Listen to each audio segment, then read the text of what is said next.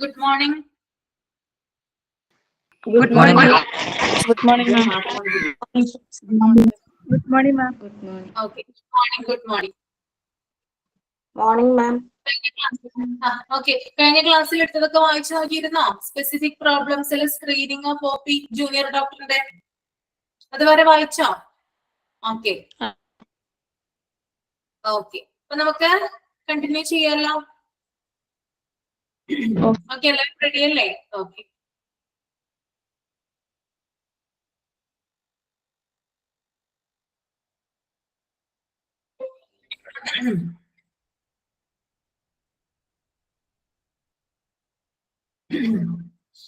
Next one. Queuing theory is a scientific and mathematical way of solving problem of overcrowding. Methods to solve ആണ് പറയുന്നത്. ഇനി കഴിഞ്ഞ ക്ലാസ്സിൽ ആരെങ്കിലും കേറിയിട്ടില്ലെങ്കിൽ അവർക്കൂടി വേണ്ടിയിട്ടാ പറയുന്നത്. കുറച്ച് കാര്യങ്ങൾ നമ്മൾ പറഞ്ഞു നിർത്തിയിട്ടുണ്ടായിരുന്നു. അതിനുശേഷം ഉള്ള അതായത് തുടർച്ചയാണ് പറയുന്നത് കേട്ടോ. അപ്പോ ഇന്നത്തെ പറയുന്ന point, queuing theory is a scientific and mathematical way of solving problem of overcrowding. ഹോസ്പിറ്റലിന്റെ മുമ്പില് ധാരാളം തിരക്കുകൾ ഉണ്ടാവും അല്ലെ, അതായത് ആളുകൾ വന്ന് തിങ്ങി നിറഞ്ഞു നിൽപ്പുണ്ടാവും ചില സമയത്ത് നമ്മൾ ചെല്ലുമ്പോൾ. അപ്പോ അവിടെ എന്താണ് ഭയങ്കരമായിട്ടുള്ള ഒരു ഓവർ ക്രൗഡിങ് നമ്മൾ കാണാനായിട്ട് കാരണം, അതായത് പ്രോപ്പർ ആയിട്ട് ക്യൂ അവിടെ മെയിൻറ്റെയിൻ ചെയ്യാത്തത് കൊണ്ടാണ് തിരക്കുകള് അവിടെ ക്രിയേറ്റ് ചെയ്യപ്പെടുന്നത്. അപ്പൊ നമ്മള് ക്യൂയിങ് തിയറി എന്ന് പറയുന്നത് ഒരു തിയറിയാണ്, അതായത് സിസ്റ്റമാറ്റിക് ആയിട്ട് നമ്മൾ ചെയ്യേണ്ടതാണ്. കാരണം ആവശ്യത്തിന് സ്റ്റാഫുകളൊക്കെ അവിടെ വിനിയോഗിച്ചുകൊണ്ട്, ഇപ്പൊ സെക്യൂരിറ്റിമാരൊക്കെ ഉണ്ടാവില്ലേ ഹോസ്പിറ്റലുകളിലെ, അവരൊക്കെ സൂപ്പർവിഷൻ കൊടുത്തുകൊണ്ട് ആളുകൾ എന്ത് ചെയ്യണം, നന്നായിട്ട് എന്ത് ചെയ്യണം, നല്ല ക്യൂയില് അല്ലെങ്കിൽ നല്ല രീതിയിൽ പ്രോപ്പർ ആയിട്ട് അവരുടെ ക്യൂ മെയിൻറ്റെയിൻ ചെയ്തിട്ടായിരിക്കണം പോകേണ്ടത്. ഇടക്ക് കയറിയൊന്നും ആളുകൾ വരാനായിട്ട് പാടുള്ളതല്ല. അതുപോലെ തന്നെ ടോക്കൺ നമ്പർ അനുസരിച്ച് ആളുകളെ ക്യൂവിൽ നിർത്താം. അങ്ങനെയുള്ള കാര്യങ്ങൾ ചെയ്യുക എന്നുള്ളതാണ് കേട്ടോ. Okay. Then avoid queue jumping, the act of going ahead of other people, waiting in a line, something instead of waiting one's turn. അതായത് ക്യൂ ജമ്പിങ് ഒഴിവാക്കാനാണ് പറയുന്നത്. കഴിഞ്ഞ ക്ലാസ്സിൽ ഞാൻ പറഞ്ഞിട്ടുണ്ടായിരുന്നു, ആളുകൾ ക്യൂവിൽ നിൽക്കുമ്പോൾ ഇടയ്ക്ക് കയറി നിൽക്കുക. അതുപോലെ തന്നെ ഏറ്റവും ഫസ്റ്റ്, അതായത് ഇപ്പൊ ഒരു രോഗി ഡോക്ടറെ കാണാനായിട്ട് നിൽക്കുന്ന സമയത്ത് എന്താണ്, അയാളെ വെട്ടിച്ചുകൊണ്ട് എന്ത് ചെയ്യാം, ഡോക്ടറിന്റെ കൺസൾട്ടേഷൻ റൂമിലേക്ക് കയറി പോവുക. അങ്ങനെയുള്ള കാര്യങ്ങളൊക്കെ സാധാരണ ഹോസ്പിറ്റലുകളിൽ പതിവാണ്. അപ്പൊ ഈ ഒരു കാര്യം എന്ത് ചെയ്യണം, ഒഴിവാക്കണം എന്നാണ് പറയുന്നത് കേട്ടോ. അതായത് ക്യൂ ജമ്പിങ് എന്നുള്ളത് നമ്മള് അവോയ്ഡ് ചെയ്യണം. ഓക്കെ. ദെൻ മെയിൻറ്റെയിൻ പങ്ക്ച്വാലിറ്റി, അതായത് കൃത്യത, അതായത് എന്താ പറയുക, ഒരു പങ്ക്ച്വാലിറ്റി എന്ന് പറയുന്നത് കീപ്പ് ചെയ്യണം എപ്പോഴും. അവിടുത്തെ സ്റ്റാഫുകളായാലും അതുപോലെ തന്നെ അവിടെ വരുന്ന പേഷ്യൻസ് ആയാലും രോഗികളായാലും കൃത്യനിഷ്ഠ പുലർത്തണം എന്നാണ് പറയുന്നത് എല്ലാ കാര്യത്തിലും. Okay. Then redressal of grievances. Redressal of grievances എന്ന് പറഞ്ഞാല് പരാതി പരിഹാരം കേട്ടോ. അതായത് എന്തെങ്കിലും കംപ്ലൈന്റുകൾ ഉണ്ടെങ്കിൽ, ഇപ്പൊ പേഷ്യൻസിന്റെ ഭാഗത്ത് നിന്ന് എന്തെങ്കിലും കംപ്ലൈന്റുകൾ ഉണ്ടായാല് അത് ഉടൻ തന്നെ പരിഹരിക്കാനായിട്ട് ശ്രമിക്കണം. Okay. Then last one, proper appointment system. അതായത് പ്രോപ്പർ ആയിട്ടുള്ള ഒരു അപ്പോയിന്റ്മെന്റ് സിസ്റ്റം. ഞാൻ പറഞ്ഞിരുന്നു, അപ്പോയിന്റ്മെന്റ് സിസ്റ്റത്തിന്റെ ആബ്സെൻസ് കൊണ്ട് ഭയങ്കരമായിട്ടുള്ള പ്രശ്നങ്ങൾ OPD സൃഷ്ടിക്കാറുണ്ട്.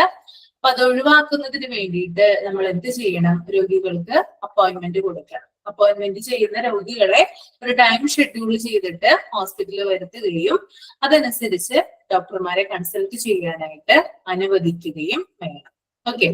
അപ്പൊ ഇത്രയും കാര്യങ്ങളാണ് എന്തിൽ വരുന്നത്, മെത്തേഡ്സ് ടു സോൾവില് വരുന്നത് കേട്ടോ. ക്ലിയർ ആണോ? ഓക്കെ. സിമ്പിൾ ആണ് കേട്ടോ, വായിച്ചാല് മനസ്സിലാവുന്ന കാര്യങ്ങൾ ഇതിനകത്ത് പറയുന്നുള്ളൂ. Okay. Next, clinical records kept in an OPD. എന്തൊക്കെ ക്ലിനിക്കൽ റെക്കോർഡുകളാണ് നമ്മൾ ഒരു OPD സൂക്ഷിച്ചു വെക്കേണ്ടത് അല്ലെങ്കിൽ സ്റ്റോർ ചെയ്യേണ്ടത്? OPD ഭാഗമായിട്ട് ചില ക്ലിനിക്കൽ റെക്കോർഡ്സ് നമ്മൾ അവിടെ കീപ്പ് ചെയ്യണം. അതെന്തൊക്കെയാണെന്ന് നോക്കാം. First one, OPD registration form. OPD registration form എന്താ, എല്ലാവർക്കും അറിയാം അല്ലെ. രോഗികൾ വരുമ്പോൾ ആദ്യമായിട്ടാണ് ഡോക്ടറെ കാണുന്നതെങ്കിൽ അവരൊരു ഫോം തരുന്നു നമുക്ക് അല്ലെ. അതിനകത്ത് നമ്മൾ നമ്മുടെ പേര്, നമ്മുടെ ഡീറ്റെയിൽസ്, നമ്മുടെ ഫോൺ നമ്പർ, അങ്ങനെ എല്ലാ കാര്യങ്ങളും എഴുതിയിട്ട് എന്ത് ചെയ്യും, അവിടെയുള്ള റിസപ്ഷനിസ്റ്റിനെ ഏൽപ്പിക്കും. ഇതാണ് എന്ത്, OPD രജിസ്ട്രേഷൻ ഫോം എന്ന് പറയുന്നത്. Okay. Then admission form. Admission form എന്ന് പറഞ്ഞാൽ എന്താണ്? ഇപ്പൊ രോഗി അഡ്മിറ്റ് ആവുകയാണെങ്കിൽ അതിന് പ്രത്യേകതരം ഫോം ആണുള്ളത്, അതിന് വേറെ ഫോം ആണുള്ളത്. നമ്മൾ വാർഡിലൊക്കെ ചെല്ലുമ്പോൾ അവരെന്ത് തരും നമുക്ക്? അതായത് അഡ്മിഷനുള്ള ഫോം തരും. അതും എവിടെ സൂക്ഷിക്കണം? ഈ OPD സൂക്ഷിക്കേണ്ട ഒന്നാണ്. ദെൻ മെഡിക്കേഷൻ റെക്കോർഡ്, അതായത് രോഗിയുടെ ഫയൽ. ഇപ്പൊ രോഗിയുടെ മെഡിക്കേഷൻസ് എന്തൊക്കെയാണ്, ഇപ്പൊ രോഗിയുടെ ഫിസിക്കൽ കണ്ടീഷൻ എന്താണ്, അയാളുടെ ഒരു എന്താ പറയാ രോഗത്തിന്റെ അവസ്ഥ, അങ്ങനെയുള്ള കാര്യങ്ങളൊക്കെ, അയാളുടെ മരുന്നുകൾ, അയാൾ ഉപയോഗിക്കുന്ന മരുന്നുകളും കാര്യങ്ങളും ഒക്കെ രേഖപ്പെടുത്തി വെച്ചിരിക്കുന്ന ഒരു റെക്കോർഡാണ് മെഡിക്കേഷൻ റെക്കോർഡ് എന്ന് പറയുന്നത്. അതും എവിടെ വേണം? OPD വേണം. ഓക്കെ. ദെൻ ട്രീറ്റ്മെന്റ് റെക്കോർഡ്, രോഗി ഇതുവരെ ട്രീറ്റ് ചെയ്തിട്ടുള്ള, അതായത് ചിലപ്പോ ഈ ഹോസ്പിറ്റലിൽ വരുന്നതിന് മുമ്പായിട്ട് ചിലപ്പോൾ വേറെ ഹോസ്പിറ്റലിൽ രോഗി കാണിച്ചിട്ടുണ്ടാകാം, കൺസൾട്ടേഷൻ നടത്തിയിട്ടുണ്ടാകാം. അപ്പൊ അവിടെയുള്ള എല്ലാ വിവരങ്ങളും അടങ്ങിയ റെക്കോർഡ്, അതുപോലെ തന്നെ പുതിയ ഹോസ്പിറ്റലിൽ വരുമ്പോൾ അവിടുത്തെ റെക്കോർഡുകൾ, ഇതൊക്കെ എവിടെ സൂക്ഷിച്ചിട്ടുണ്ടാകണം? OPD സൂക്ഷിച്ചിട്ടുണ്ടാകണം. Okay. Then investigation record. Investigation record എന്ന് പറഞ്ഞാൽ ഓൾറെഡി നമുക്കറിയാം അല്ലെ, അതായത് നമ്മുടെ ബ്ലഡ് ടെസ്റ്റിന്റെ റിപ്പോർട്ട്, നമ്മുടെ എക്സ്റേ, അതുപോലെ നമ്മുടെ MRI, അങ്ങനെയുള്ള കാര്യങ്ങളൊക്കെ അടങ്ങിയതാണത് ഇൻവെസ്റ്റിഗേഷൻ റിപ്പോർട്ട് എന്ന് പറയുന്നത്. Then consent forms. Consent forms അറിയാലോ, ഇപ്പൊ ഒരു രോഗിയെ സർജറി ചെയ്യുകയാണെങ്കിൽ എന്ത് ചെയ്യൊരു നമ്മുടെ കൺസെന്റ് ഫോം, രോഗിയുടെ ബന്ധുക്കളുടെ അടുക്കൽ നിന്ന് കൺസെന്റ് ഫോം സൈൻ ചെയ്ത് മേടിക്കും. എന്തിനു വേണ്ടിയിട്ടാണ് കൺസെന്റ് ഫോം സൈൻ ചെയ്ത് മേടിക്കുന്നത്? അതായത് രോഗിക്ക് എന്തെങ്കിലും സംഭവിക്കുകയാണെങ്കിൽ ആ ഹോസ്പിറ്റലിനോ ആ ഒരു സർജറി കണ്ടക്ട് ചെയ്ത ഡോക്ടേഴ്സിനോ നഴ്സുമാർക്കോ യാതൊരു റെസ്പോൺസിബിലിറ്റി ഇല്ല എന്നതിന്റെ ഒരു എന്താ പറയാ തെളിവ്, എവിഡൻസിന് വേണ്ടിയിട്ടാണ് അവർ എന്ത് ചെയ്യുന്നത്? കൺസെന്റ് ഫോം സൈൻ ചെയ്ത് മേടിക്കുന്നത്. ഇപ്പോ ഡെലിവറി കേസിലൊക്കെ ആണെങ്കിൽ ഓപ്പറേഷൻ ചെയ്യുന്ന ഫീമെയിൽസിന് അവര് കൺസെന്റ് ഫോം മേടിക്കാറുണ്ട് ഹസ്ബൻഡിന്റെ കയ്യിൽ നിന്ന്. ഹസ്ബൻഡ് ഇല്ലാത്ത സമയത്താണെങ്കിൽ റിലേറ്റീവ്സിന്റെ കയ്യിൽ നിന്ന് മേടിക്കും. ഇനി എന്തെങ്കിലും ഒരു സർജറി കേസ് ഒക്കെ ആണെങ്കിൽ എന്ത് ചെയ്യും? ഇങ്ങനെ കൺസെന്റ് ഫോം സൈൻ ചെയ്ത് മേടിക്കാറുണ്ട്. ഓക്കെ. അപ്പൊ അതിന്റെ ഒരു ഫോമും എവിടെ ഉണ്ടാകും? OPD സൂക്ഷിച്ചു വെച്ചിട്ടുണ്ടാവും കേട്ടോ. അപ്പൊ 6 ടൈപ്പ് റെക്കോർഡുകളാണ് OPD നമ്മൾ സൂക്ഷിച്ചു വെക്കുന്നത്. 1 OPD registration form, 2 admission form, 3 medication record, 4 treatment record, 5 investigation record, then consent forms. Okay. ഇനി താഴെ നോക്കുക. Every hospital must maintain the medical records relating to his her indoor patients or a period of 3 years from the date of commencement of the treatment. അതായത് ഒരു രോഗിയുടെ medical റെക്കോർഡുകൾ നമ്മൾ സൂക്ഷിച്ചു വെക്കുന്നത് ആ രോഗി ഒരു ഹോസ്പിറ്റലിൽ ചികിത്സ ആരംഭിച്ചതിന് ശേഷം 3 വർഷത്തേക്കാണ്. ഓക്കെ. അതായത് ഞാനിപ്പോ എന്തെങ്കിലും ഒരു രോഗത്തിനായിട്ട് ഒരു ഹോസ്പിറ്റലിൽ പോയെന്ന് വിചാരിക്കുക. അവിടെ ചെന്നിട്ട് ഞാൻ ഡോക്ടറെ കാണുവാണ്, അതായത് പുതിയതായിട്ടൊരു ഫയൽ എടുത്തതിന് ശേഷം ഡോക്ടറെ കണ്ടു, ഞാൻ അവിടുത്തെ ട്രീറ്റ്മെന്റ് റിസീവ് ചെയ്തു. അതിനുശേഷം എന്റെ മെഡിക്കൽ റെക്കോർഡുകൾ 3 വർഷത്തേക്കാണ് എന്ത് ചെയ്യുന്നത്? അവിടെ സൂക്ഷിച്ചു വെക്കുന്നത്. 3 വർഷത്തേക്ക് എന്തിരുന്നാലും എന്ത് ചെയ്യണം? അതവിടെ സൂക്ഷിച്ചു വെക്കേണ്ടതായിട്ടുള്ള ആവശ്യകത ഉണ്ട്. ഓക്കെ. എന്തിനു വേണ്ടിയിട്ടാണ് അപ്പൊ 3 വർഷത്തേക്ക് സൂക്ഷിച്ചു വെക്കുന്നത് അല്ലെ? എന്തിനു വേണ്ടിയിട്ടായിരിക്കും? നിങ്ങളൊന്ന് കമന്റ് ചെയ്തേ. എന്തിനു വേണ്ടിയിട്ടാണ് 3 വർഷത്തേക്ക് സൂക്ഷിച്ചു വെക്കുന്നത്? ഇൻഡോർ പേഷ്യൻസിനാണ് കൂടുതൽ കേട്ടോ. അവിടെ അഡ്മിറ്റ് ആവുന്ന രോഗികളാണെങ്കിൽ 3 വർഷം എന്നിരുന്നാലും എന്ത് ചെയ്യണം? അത് കീപ്പ് ചെയ്യണം. എന്തുകൊണ്ടായിരിക്കും? ഒന്ന് കമന്റ് ചെയ്ത ആരെങ്കിലും. 3 years ആണ് ഒരു പേഷ്യന്റിന്റെ മെഡിക്കൽ റെക്കോർഡ് ഒരു ഹോസ്പിറ്റല് സൂക്ഷിച്ചു വെക്കേണ്ടത്. വൈ? ഒന്ന് കമന്റ് ചെയ്തേ. ആൻസർ ഉണ്ടോ?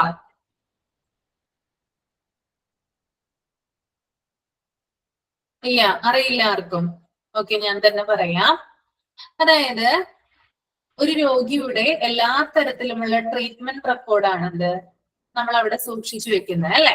അങ്ങനെ സൂക്ഷിച്ചു വെക്കുമ്പോൾ അവിടെ ചികിത്സിക്കുന്ന സമയത്ത്, അതായത് അഡ്മിറ്റ് ആവുന്ന സമയത്തൊക്കെ രോഗിക്ക് എന്തെങ്കിലും സംഭവിച്ചാൽ, ഓക്കെ, രോഗിക്ക് എന്തെങ്കിലും സംഭവിക്കുകയാണെങ്കിൽ എന്തെങ്കിലും പോലീസ് കേസോ, അതായത് എന്തെങ്കിലും ഒരു അബ്നോർമാലിറ്റി അയാളുടെ ഡെത്തിൽ, ചിലപ്പോൾ ഡെത്ത് ആവുകയോ അല്ലെങ്കിൽ കോമ സ്റ്റേജിലാവുകയോ അങ്ങനെയൊക്കെ സംഭവിച്ചു കഴിഞ്ഞാല്, എന്തെങ്കിലും ചികിത്സാ പിഴവുകൾ എന്തെങ്കിലും ഉണ്ടായി കഴിഞ്ഞാല് എന്താണ്? പോലീസ് കേസ് ആവും അല്ലെ? പോലീസ് ഇഷ്യൂ വരും.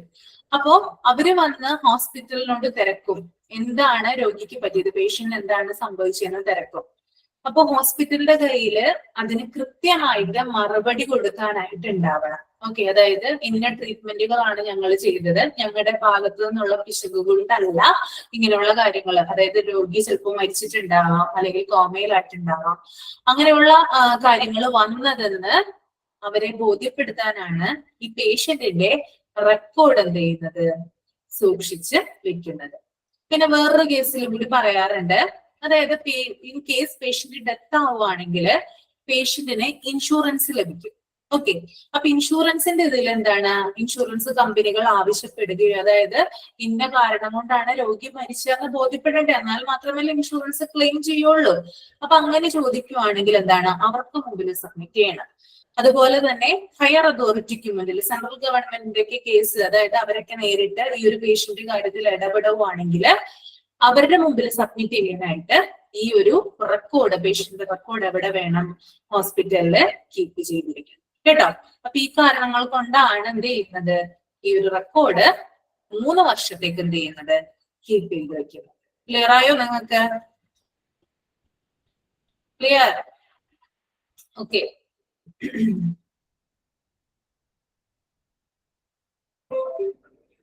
Next one, job description of OPD assistant. OPD-യില് ഒരു OPD അസിസ്റ്റന്റ് ഉണ്ടാകും. ഓക്കെ, അദ്ദേഹത്തിന്റെ ജോബ് റെസ്പോൺസിബിലിറ്റിയും കാര്യങ്ങളും എന്തൊക്കെയാണെന്നാണ് നമ്മൾ ഇനി പറഞ്ഞു നോക്കാൻ പോകുന്നത് കേട്ടോ. OPD അസിസ്റ്റന്റ് ആണ് കേട്ടോ, out patient department assistant. First one, arrangements of necessary instruments for OPD. OPD-ക്ക് വേണ്ടിയിട്ടുള്ള അത്യാവശ്യ അതായത് സൗകര്യങ്ങൾ, ഉപകരണങ്ങളൊക്കെ എന്താണ്, എത്തിച്ചു കൊടുക്കുക, അത് അറേഞ്ച് ചെയ്ത് കൊടുക്കുന്നത് ആരാണ്, OPD അസിസ്റ്റന്റ് ആണ് കേട്ടോ. അതാണ് first point. Then second one, directing patients from one place to other place inside the hospital. ഒരു ഹോസ്പിറ്റലില് ഒരു രോഗി വരുമ്പോൾ അവരെ ഒരു സ്ഥലത്ത് നിന്ന് മറ്റൊരു സ്ഥലത്തേക്ക് എന്ത് ചെയ്യണം, മൂവ് ചെയ്യിപ്പിക്കണം അല്ലെ. ചില പേഷ്യൻസിന് ചിലപ്പോൾ വഴിയൊന്നും അറിയാൻ പറ്റാത്ത ഒരവസ്ഥ ഉണ്ടാകും. അങ്ങനെ ഇരിക്കുമ്പോൾ അവരെ സഹായിക്കേണ്ടത് ആരാണ്, OPD അസിസ്റ്റന്റ് ആണ്. Okay. Then third one, translating in case of requirement. ഇനി ചില പേഷ്യൻസിന് ട്രാൻസ്ലേഷൻ ആവശ്യമായിട്ട് വരാം. ഫോർ എക്സാമ്പിൾ ഇപ്പൊ വിദേശികളൊക്കെ വരികയാണെങ്കിൽ അവർക്ക് എന്താണ്, നമ്മുടെ ലാംഗ്വേജ് മലയാളം അതായത് പറയാനും അങ്ങനെയുള്ള കാര്യങ്ങൾ മലയാളം പറയാനായിട്ട് അറിയുന്നുണ്ടാവില്ല. അതുപോലെ തന്നെ ചില വിദേശികൾക്ക് ഇംഗ്ലീഷും അത്ര ഫ്ലുവന്റ് ആകണം എന്നില്ല. അപ്പൊ എന്താണ് പറയാ, ചില ആ പേഷ്യൻസിന് ഇംഗ്ലീഷിൽ അത് ട്രാൻസ്ലേറ്റ് ചെയ്ത് കൊടുക്കണം, അല്ലെങ്കിൽ അവരുടേതായിട്ടുള്ള ഭാഷകളുണ്ട്. അറബികളൊക്കെ വരുമ്പോൾ ആ ഒരു ഭാഷ യൂസ് ചെയ്യുന്ന ആളുകളും ഉണ്ട്. അപ്പോ എന്ത് ചെയ്യാം, അവർക്ക് അവരുടെ ഭാഷയിൽ എന്ത് ചെയ്യാം, നമ്മുടെ അതായത് ഇവിടുത്തെ രോഗിയുടെ കാര്യങ്ങൾ, രോഗിക്ക് എന്താണോ വേണ്ടത് ആ കാര്യങ്ങൾ എന്ത് ചെയ്യാം, പറഞ്ഞ് മനസ്സിലാക്കി കൊടുക്കുക. അത് ആരുടെ ഉത്തരവാദിത്തമാണ്, OPD അസിസ്റ്റന്റിന്റെ ഉത്തരവാദിത്തമാണ്. നമ്മൾ ചില ഹോസ്പിറ്റലൊക്കെ ചെല്ലുമ്പോൾ കാണാറുണ്ട് അറബിയിൽ പറയുന്നത്, അതായത് അവിടുത്തെ ഒരു സ്റ്റാഫ് എന്ത് ചെയ്യുന്ന, അറബിയൊക്കെ വരുമ്പോൾ അറബ് ഭാഷയിൽ എന്ത് ചെയ്യുന്നു, അവർക്ക് ട്രാൻസ്ലേറ്റ് ചെയ്ത് കൊടുക്കും വിവരങ്ങളൊക്കെ. അപ്പോ അതൊക്കെ എന്താണ്, OPD അസിസ്റ്റന്റിന്റെ ജോലിയാണ്.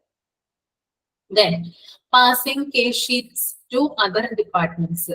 മറ്റു പല ഡിപ്പാർട്ട്മെന്റിലേക്കും കേസ് ഷീറ്റുകൾ എന്ത് ചെയ്യുന്നത്, പാസ് ചെയ്യുന്നത് OPD അസിസ്റ്റന്റ് ആണ് കേട്ടോ. കേസ് ഷീറ്റുകൾ പാസ് ചെയ്യുന്നത് OPD അസിസ്റ്റന്റ് ആണ്. Then explaining basic details like medicines, treatment and reason for waiting to the patients. അതായത് രോഗിക്ക് വേണ്ടിയിട്ടുള്ള അടിസ്ഥാന കാര്യങ്ങൾ വിശദീകരിച്ചു കൊടുക്കും, എക്സ്പ്ലെയിൻ ചെയ്തു കൊടുക്കും. അടിസ്ഥാന കാര്യങ്ങൾ എന്ന് പറയുന്നത്, ബേസിക് ഡീറ്റെയിൽസ് എന്ന് പറയുന്നത് അവർക്ക് മെഡിസിനെ കുറിച്ച് എക്സ്പ്ലെയിൻ ചെയ്ത് കൊടുക്കുന്നു, അതുപോലെ തന്നെ ട്രീറ്റ്മെന്റിനെ കുറിച്ച് എക്സ്പ്ലെയിൻ ചെയ്ത് കൊടുക്കുന്നു. ഇനി എന്തുകൊണ്ടാണ് ചില സമയത്ത് കൂടുതൽ നേരം ചിലപ്പോൾ വെയിറ്റ് ചെയ്യേണ്ട ഒരു അവസ്ഥ ഉണ്ടാവാം, അപ്പൊ വെയിറ്റിംഗിന്റെ റീസൺ എന്താണെന്ന് വിശദീകരിച്ചു കൊടുക്കുന്നു. അതൊക്കെ എന്ത് ചെയ്ത് കൊടുക്കുന്നു, എക്സ്പ്ലെയിൻ ചെയ്ത് കൊടുക്കുന്നത് ഈ ഒരു OPD അസിസ്റ്റന്റ് ആണ്. Then assist to open new medical record. അതായത് പുതിയൊരു മെഡിക്കൽ റെക്കോർഡ് ഓപ്പൺ ചെയ്യുന്നു. ഓക്കെ, അതായത് ഇപ്പൊ പുതിയൊരു പേഷ്യന്റ് ആണ് വരുന്നതെങ്കിൽ എന്ത് ചെയ്യുന്നുണ്ട്, അവർക്ക് വേണ്ടിയിട്ട് ഒരു എന്താ പറയാ ഇപ്പൊ അവരെ എഴുതാനൊക്കെ സഹായിക്കുന്നു, അവരുടെ വിവരങ്ങൾ ചോദിച്ച് മനസ്സിലാക്കി എന്ത് ചെയ്യുന്നു, അവർക്ക് വേണ്ടി എഴുതിയൊക്കെ കൊടുക്കുന്നു. അങ്ങനെയൊക്കെ ചെയ്യുന്നത് ആരാണ്? OPD assistant. Then ensure customer satisfaction, അതായത് കസ്റ്റമറിന്റെ സാറ്റിസ്ഫാക്ഷൻ ഉറപ്പുവരുത്തുന്നു. അയാൾ അവിടെ വന്നു പോകുന്നത് സംതൃപ്തനാണോ അല്ലെങ്കിൽ അയാൾ സാറ്റിസ്ഫൈഡ് ആണോ പേഷ്യന്റ് എന്ന് ഉറപ്പുവരുത്തുന്നതാണ് ആരാണ്? അത് OPD അസിസ്റ്റന്റ് ആണ് കേട്ടോ.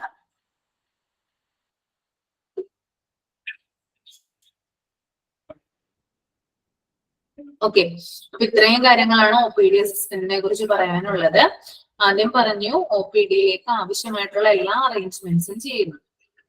അതുപോലെ തന്നെ ഒരു പേഷ്യന്റ് വരുമ്പോൾ അയാളെ ഒരു സ്ഥലത്ത് നിന്ന് ഹോസ്പിറ്റലിൽ ഒരു സ്ഥലത്ത് നിന്ന് മറ്റൊരു സ്ഥലത്തിലേക്ക് എന്ത് ചെയ്യുന്നു? ഡയറക്റ്റ് ചെയ്യുന്നു.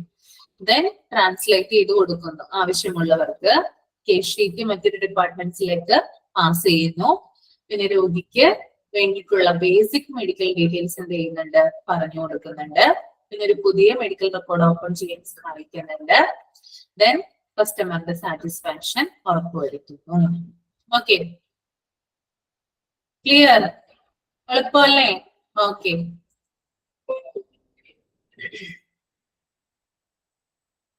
Then guest relation officer. ഇനി പറയാൻ പോകുന്നത് ഗസ്റ്റ് റിലേഷൻ ഓഫീസറെ കുറിച്ചിട്ടാണ് കേട്ടോ. A guest relation officer, also known as a guest relation coordinator or guest relation specialist, is a customer service centered employee who essentially greets. Okay, അതായത് ഒരു guest relation officer എന്ന് പറയുന്നത് അയാളെ വിളിക്കുന്നത് ഗസ്റ്റ് റിലേഷൻ കോർഡിനേറ്റർ എന്നാണ്. Okay, അല്ലെങ്കിൽ guest relation specialist എന്നും കൂടി അയാള് അറിയപ്പെടുന്നുണ്ട്. അപ്പൊ രണ്ട് പേരുകളിലാണ് ആരറിയപ്പെടും? 3 പേരുകളുണ്ട്. ഓക്കെ, ഒന്ന് guest relation officer, 2 guest relation coordinator, 3 guest relation specialist. ഈ 3ഉം ഒരു വ്യക്തി തന്നെയാണ് കേട്ടോ. അത് ആദ്യം മനസ്സിലാക്കി വെക്കുക. Is a customer service centred employee who essentially greets. ഇദ്ദേഹം എന്ന് പറയുന്നത് കസ്റ്റമറിനെ കേന്ദ്രീകരിച്ചുകൊണ്ട് പ്രവർത്തിക്കുന്ന ഒരു വ്യക്തിയാണ്. കസ്റ്റമറിന്റെ സേവനം ലക്ഷ്യമാക്കി, കസ്റ്റമറിന്റെ സർവീസ്, അതായത് ഇവിടെ വരുന്ന പേഷ്യൻസിന്റെ സർവീസ് ലക്ഷ്യമാക്കി പ്രവർത്തിക്കുന്ന ഒരു ഓഫീസറാണ് ആര്? ഗസ്റ്റ് റിലേഷൻ ഓഫീസർ എന്ന് പറഞ്ഞാല് കേട്ടോ. അപ്പൊ ചിലപ്പോ ചോദിക്കാം dash is a customer service centred employee എന്ന് ചോദിക്കാം. അപ്പൊ ആരാ ഉത്തരം പറയാ? ഗസ്റ്റ് റിലേഷൻ ഓഫീസർ എന്നാണ് ആൻസർ വരിക. ഓക്കെ, ഇനി അദ്ദേഹത്തിന്റെ ജോബ് റെസ്പോൺസിബിലിറ്റീസ് എന്തൊക്കെയാണെന്ന് നോക്കാം. First one, guest relation representatives are available to assist patients and families by answering questions, explaining hospital policies, customer service, and helping to resolve issues related to hospital services. അതായത് guest relation officer ചെയ്യുന്നത് അയാൾ എന്ത് ചെയ്യുന്നുണ്ട്? പേഷ്യന്റിനെയും അതുപോലെ തന്നെ പേഷ്യന്റിന്റെ ഫാമിലിയെയും എന്ത് ചെയ്യുന്നുണ്ട്? Assist ചെയ്യുന്നുണ്ട്. ഓക്കെ, സഹായിക്കുന്നുണ്ട്. എങ്ങനെയാ സഹായിക്കുന്നത്? അവര് ചോദിക്കുന്ന ചോദ്യങ്ങൾക്ക് മറുപടി കൊടുത്തുകൊണ്ട്, അതുപോലെ തന്നെ ഹോസ്പിറ്റലിന്റെ പോളിസീസ് വിശദീകരിച്ച് എക്സ്പ്ലെയിൻ ചെയ്ത് കൊടുത്തുകൊണ്ട്, അതുപോലെ തന്നെ മികച്ച രീതിയിലുള്ള കസ്റ്റമർ സർവീസ് പ്രൊവൈഡ് ചെയ്തുകൊണ്ട്, അവിടെ വരുന്ന പേഷ്യൻസിന്റെ പ്രോബ്ലംസ് സോൾവ് ചെയ്തുകൊണ്ടാണ് ആര് പ്രവർത്തിക്കുന്നത്? ഗസ്റ്റ് റിലേഷൻ ഓഫീസർ പ്രവർത്തിക്കുന്നത് കേട്ടോ. പല പല ഡ്യൂട്ടിയാണുള്ളത് അല്ലെ? ഞാൻ പറഞ്ഞു കസ്റ്റമർ സർവീസ് സെന്റേർഡ് എംപ്ലോയി ആണ്. ഓക്കെ, അതുകൊണ്ട് തന്നെ കസ്റ്റമറിനാണ് അവിടെ കൂടുതലായിട്ട് പ്രയോറിറ്റി നൽകുന്നത്. ഓക്കെ, ഹോസ്പിറ്റലിന്റെ ബേസിൽ ആരാ കസ്റ്റമർ? അത് പേഷ്യന്റ് ആണ് അല്ലെ? അപ്പൊ പേഷ്യന്റിന്റെ, അതായത് പേഷ്യന്റിന് വേണ്ടിയിട്ട് മികച്ച കാര്യങ്ങൾ ചെയ്യുക, അവരുടെ എന്താ പറയാ, അവർക്ക് ഫേവറബിൾ ആയിട്ടുള്ള കാര്യങ്ങൾ ചെയ്യുക എന്നുള്ളതാണ് ഗസ്റ്റ് റിലേഷൻ ഓഫീസറുടെ ഡ്യൂട്ടി എന്ന് പറയുന്നത്. അപ്പോ ഈ ഒരു എന്താ പറയാ, പേഷ്യന്റിന്റെ ക്വസ്റ്റ്യൻസിന് ആൻസർ കൊടുക്കുന്നു, അതുപോലെ തന്നെ അവര് ഹോസ്പിറ്റൽ പോളിസിയെ കുറിച്ച് അവർക്ക് പറഞ്ഞു കൊടുക്കുന്നു, ദെൻ അവരുടെ പ്രോബ്ലംസ് എന്ത് ചെയ്യുന്നു?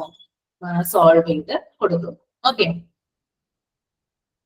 രണ്ടാമത്തേത്, attend to enquiries requested by the guest, customer or foreign patients regarding facilities provided and everything else. അതായത് ഗസ്റ്റുകളൊക്കെ വരുമ്പോൾ അവർക്ക്, അതായത് അവർക്ക് എന്തെങ്കിലും എൻക്വയറീസ്, അതായത് അന്വേഷണങ്ങളൊക്കെ ഉണ്ടെങ്കിൽ എന്ത് ചെയ്യുന്നുണ്ട്, അതിന് മറുപടി പറഞ്ഞു കൊടുക്കുന്നുണ്ട്. ഇപ്പോ ലോക്കൽ ആയിട്ടുള്ള പേഷ്യൻസ് ആവാം, അല്ലെങ്കിൽ വിദേശികളായിട്ടുള്ള പേഷ്യൻസ് ആവാം. ഇവർക്ക് രണ്ടും എന്ത് ചെയ്യുന്നുണ്ട്, അവര് ചോദിക്കുന്ന ചോദ്യങ്ങൾക്ക് എന്ത് ചെയ്യുന്നുണ്ട്, മറുപടി പറഞ്ഞ് കൊടുക്കുന്നുണ്ട്. Then check if adequate welcome facilities are available for everyone whose arrival is on the list. അതായത് അവിടെ വരുന്ന പേഷ്യൻസിന്റെ ലിസ്റ്റ് അനുസരിച്ച് ഇപ്പൊ ഓരോ പേഷ്യൻസും അവർക്ക് എന്താണ്, ഈ ഒരു ഗസ്റ്റ് റിലേഷൻ ഓഫീസർക്ക് എന്താണ് ഒരു ലിസ്റ്റ് ഉണ്ടാവും. അതായത് ഇന്ന പേഷ്യൻസ് എന്റെ ഡിപ്പാർട്ട്മെന്റിലേക്ക് വരുന്നു എന്ന് അവരുടെ കയ്യിൽ ഒരു ലിസ്റ്റ് ഉണ്ടാവും. അപ്പൊ അതനുസരിച്ചിട്ട് എന്ത് ചെയ്യണം, ആദ്യം വരുന്ന പേഷ്യൻസിന് അല്ലെങ്കിൽ ലാസ്റ്റ് വരുന്ന പേഷ്യൻസിന് ആ ഒരു ക്രമം അനുസരിച്ചിട്ട് അവർക്ക് വേണ്ടിയിട്ടുള്ള എല്ലാ സൗകര്യങ്ങളും, അതായത് വെൽക്കം ഫെസിലിറ്റീസ് എന്ത് ചെയ്യുക, ഒരുക്കി കൊടുക്കുക. Okay. Then attending to VIPs, very important person with a more attention. അതായത് ഇമ്പോർട്ടന്റ് ആയിട്ടുള്ള വ്യക്തികൾക്ക്, വിഐപികളായിട്ടുള്ള വ്യക്തികൾക്ക് കൂടുതൽ അറ്റൻഷൻ കൊടുക്കുക. ഓക്കെ. നമുക്കറിയാം, ലൈക്ക് സെലിബ്രിറ്റീസ് ഒക്കെ ഹോസ്പിറ്റലിൽ വന്നു കഴിഞ്ഞാല് ഭയങ്കരമായിട്ടുള്ള ഒരു അറ്റൻഷൻ ആയിരിക്കും അവർക്ക് കിട്ടുന്നത്. അവർ വന്ന് പോകുന്നത് കൂടി നമ്മൾ അറിയില്ല. അങ്ങനെയാണ് അവരുടെ വരവും പോകുക, അല്ലെ? അപ്പൊ അത് ആരാണ് കൈകാര്യം ചെയ്യുന്നത്? ഗസ്റ്റ് റിലേഷൻ ഓഫീസർ ആണ് ആരെ കൈകാര്യം ചെയ്യുന്നത്? VIPസിനെ മാനേജ് ചെയ്യുന്നത്. നമ്മുടെ സെലിബ്രിറ്റീസ് ഒക്കെ ഇപ്പൊ നടന്മാരൊക്കെ വന്നു കഴിഞ്ഞാല് അവര് എന്താ പറയാ, അവര് പോയി കഴിഞ്ഞിട്ടായിരിക്കും ചിലപ്പോൾ നമ്മൾ അറിയുന്നുണ്ടാവുക അവര് വന്നു പോയി എന്നുള്ളത്. അപ്പൊ വളരെ രഹസ്യമായിട്ട് അവരുടെ അപ്പോയിന്റ്മെന്റ്സുകളും കാര്യങ്ങളും എടുത്തിട്ട് അവരെ എന്താ പറയാ വെയിറ്റ് ചെയ്യിപ്പിക്കാത്ത രീതിയിലുള്ള മാനേജ്മെന്റ് നടത്തുന്നത് guest relation officer. Okay. Then maintain a polite and humble personality while attending to the guest. അതുപോലെ തന്നെ ഈ ഗസ്റ്റുകളെ നമ്മൾ കൈകാര്യം ചെയ്യുമ്പോൾ, ഗസ്റ്റ് റിലേഷൻ ഓഫീസർ കൈകാര്യം ചെയ്യുമ്പോൾ വളരെ പൊളൈറ്റ് ആയിട്ടും വളരെ ഹമ്പിൾ ആയിട്ടും വേണം അവരോട് എന്താ പറയാ ബിഹേവ് ചെയ്യാനായിട്ട്. അതായത് നല്ല രീതിയിൽ എന്താണ് എന്താ പറയാ റെസ്പെക്റ്റോടു കൂടി അല്ലെങ്കിൽ നല്ല മര്യാദയോടു കൂടിയൊക്കെ വേണം എന്ത് ചെയ്യാൻ അവരോട് പെരുമാറാൻ. Then provide a detailed description of all information that can potentially asked for along with the document needed. അതുപോലെ തന്നെ ഒരു പേഷ്യന്റിന് എന്തെങ്കിലും കാര്യത്തെ കുറിച്ച് കൂടുതലായിട്ടുള്ള അറിവ് വേണമെന്നുണ്ടെങ്കിൽ, ഡീറ്റെയിൽ ആയിട്ടുള്ള ഡിസ്ക്രിപ്ഷൻ വേണമെന്നുണ്ടെങ്കിൽ അത് ഗസ്റ്റ് റിലേഷൻ ഓഫീസർ ആണ് ആ കാര്യത്തെ കുറിച്ച് കൂടുതലായിട്ട് പറഞ്ഞു കൊടുക്കേണ്ടത്. ഓക്കെ. അതായത് ഇപ്പൊ ഒരു പേഷ്യന്റിന് ഒരു സർജറി വേണം എന്ന് പറയാണ്. അപ്പൊ ഈ പേഷ്യന്റിന് അറിയില്ല അത് എത്രത്തോളം പ്രാധാന്യമാണ് തന്റെ കണ്ടീഷനെ സംബന്ധിച്ചിടത്തോളം. ഇതിന്റെ പ്രാധാന്യം അത്രയധികം അറിയുന്നില്ല. അപ്പൊ ഗസ്റ്റ് റിലേഷൻ ഓഫീസർ ആണ് എന്ത് ചെയ്യേണ്ടത്, ഈ കാര്യങ്ങൾ, അതായത് ആ ഒരു ഇൻഫോർമേഷനെ സംബന്ധിച്ച് അല്ലെങ്കിൽ ആ ഒരു സർജറിയെ സംബന്ധിച്ച് കൂടുതൽ കാര്യങ്ങൾ എന്ത് ചെയ്യേണ്ടത് പറഞ്ഞ് മനസ്സിലാക്കി കൊടുക്കേണ്ടത്. Then take care of each and everything the guest might need and for to avoid a last minute crush. Okay. അതായത് എല്ലാ കാര്യങ്ങളും സിസ്റ്റമാറ്റിക് ആയിട്ട് ചെയ്യുക. ആദ്യം തുടങ്ങി അവസാനം വരെ സിസ്റ്റമാറ്റിക് ആയിട്ട് ചെയ്തു കഴിഞ്ഞാല് ഒരു എന്താ പറയാ ലാസ്റ്റ് മിനിറ്റ് ഒരു റഷ് ഉണ്ടാവുമല്ലോ, ഒരു തിടുക്കം അല്ലെങ്കിൽ ഒരു എന്താ പറയാ തിരക്കുണ്ടാവുമല്ലോ, എല്ലാവരും കൂടി ഒരുമിച്ച് ചെയ്യാൻ നിൽക്കുമ്പോൾ അത് ഒഴിവാക്കാൻ പറ്റും എന്നാണ് പറയുന്നത്. ഓരോ കാര്യങ്ങളും അതത് സമയത്ത് സിസ്റ്റമാറ്റിക് ആയിട്ട് ചെയ്തു കഴിഞ്ഞാല് നമുക്ക് എല്ലാരും എന്ത് ചെയ്യണ്ട, ലാസ്റ്റ് മിനിറ്റത്തേക്ക് മാറ്റി വെക്കേണ്ട. അപ്പൊ അങ്ങനെയുള്ള ഒരു സിസ്റ്റമാറ്റിക് രീതിയാണ് ആരവലംബിക്കേണ്ടത്, ഗസ്റ്റ് റിലേഷൻ ഓഫീസർ ഫോളോ ചെയ്യുന്നത്. Okay. Check the amenities for their quality and proper provision to leave no ground for complaints. അതുപോലെ തന്നെ എല്ലാ സൗകര്യങ്ങളും ചെക്ക് ചെയ്യാം. ഹോസ്പിറ്റലിൽ പ്രൊവൈഡ് ചെയ്യുന്ന ഇപ്പൊ ഉപകരണങ്ങളായാലും സർവീസ് ആയാലും എന്താണ് അതിന്റെ അമ്യൂണിറ്റീസ്, സൗകര്യങ്ങൾ എന്നാണ് കേട്ടോ അമ്യൂണിറ്റീസിന്റെ അർത്ഥം. ആ സൗകര്യങ്ങൾ നല്ല രീതിയിൽ എന്താ പ്രൊവൈഡ് ചെയ്യുന്നുണ്ടെന്ന് ചെക്ക് ചെയ്യുക. ഇത് ചെക്ക് ചെയ്യുന്നതെന്ന് വെച്ചാൽ എന്തിനു വേണ്ടിയിട്ട് ചെക്ക് ചെയ്യുന്നത്, അതായത് കംപ്ലൈന്റുകൾ കുറയാൻ വേണ്ടിയിട്ടാണ് ഇത് ചെക്ക് ചെയ്യുന്നത് കേട്ടോ. ബേസിക് ആയിട്ടുള്ള കംപ്ലൈന്റുകൾ കുറയാൻ വേണ്ടിയിട്ടാണ് ചെക്ക് ചെയ്യുന്നത്. Then ensure maintenance of proper information in database. അതുപോലെ തന്നെ ഡാറ്റാബേസിലുള്ള കാര്യങ്ങൾ എന്ത് ചെയ്യുക, പ്രോപ്പർ ആയിട്ട് മെയിൻറ്റെയിൻ ചെയ്യുക. കമ്പ്യൂട്ടറിലൊക്കെ എന്താണ് നമ്മൾ ഫീഡ് ചെയ്ത് വെക്കുമ്പോൾ ആ കാര്യങ്ങൾ എന്ത് ചെയ്യണം, കറക്റ്റ് ആയിട്ട് എന്ത് ചെയ്യണം, മെയിൻറ്റെയിൻ ചെയ്ത് സ്റ്റോർ ചെയ്ത് നമ്മൾ കൊണ്ടുപോകണം. Okay. Then work in close contact with the manager and get in touch with him whenever needed. അതുപോലെ തന്നെ എപ്പോഴും അതായത് ഈ ഡിസ്ട്രിക്ട് റിലേഷൻ ഓഫീസറിന്റെ സുപ്പീരിയർ ആയിട്ടുള്ള മാനേജറുമായിട്ട് എന്ത് ചെയ്യണം, ഒരു ക്ലോസ് കോണ്ടാക്ട് വെച്ചിരുന്നാൽ മാത്രമാണ് എന്ത് ചെയ്യുന്നത്, അവർക്ക് നന്നായിട്ട് വർക്ക് ചെയ്യാനായിട്ട് സാധിക്കുക. നമ്മുടെ സുപ്പീരിയർ ആയിട്ടുള്ള ഒരാളുമായിട്ട് എന്ത് ചെയ്യണം, നമ്മൾ എപ്പോഴും ഒരു ക്ലോസ് കോണ്ടാക്ട് വെക്കണം. അത് അവരുടെ വർക്കിനെ നല്ല രീതിയിൽ improve ചെയ്യിക്കും. Okay. Then last point, have a thorough knowledge of hospital, medical and the non-medical departments and its functioning. അതായത് ഹോസ്പിറ്റൽ മെഡിക്കൽ എക്യുപ്മെന്റ്സിനെ കുറിച്ചും അല്ലെങ്കിൽ എന്താ പറയാ ഹോസ്പിറ്റൽ എന്താ പറയാ എല്ലാ കാര്യങ്ങളും, ഇപ്പൊ മെഡിക്കൽ ആയാലും അതുപോലെ തന്നെ അഡ്മിനിസ്ട്രേറ്റീവ് നോൺ മെഡിക്കൽ ആയാലും ഈ രണ്ട് വിഭാഗങ്ങളെ കുറിച്ചിട്ടുള്ള അറിവ് ഈ ഒരു ഗസ്റ്റ് റിലേഷൻ ഓഫീസർക്ക് ഉണ്ടായിരിക്കേണ്ടത് അത്യാവശ്യമാണ്. ഓക്കെ, അഡ്മിനിസ്ട്രേറ്റീവ് വിഭാഗം ഉണ്ട്, അതുപോലെ തന്നെ ക്ലിനിക്കൽ ഏരിയ ഉണ്ട്. ഈ രണ്ട് ഏരിയകളെ കുറിച്ച് എന്തറിവുണ്ടായിരിക്കണം, ഈ ഗസ്റ്റ് റിലേഷൻ ഓഫീസർക്ക് കൂടുതലായിട്ടുള്ള നോളജ് ഉണ്ടായിരിക്കണം. എന്നാൽ മാത്രമേ ഏതെങ്കിലും ഒരു പേഷ്യൻസ് എന്തെങ്കിലും വന്ന് ചോദിച്ചാല് അതിന് ആൻസർ പറയാനായിട്ട് ഇവർക്ക് സാധിക്കുകയുള്ളൂ. ഓക്കെ, ക്ലിയർ ആണോ?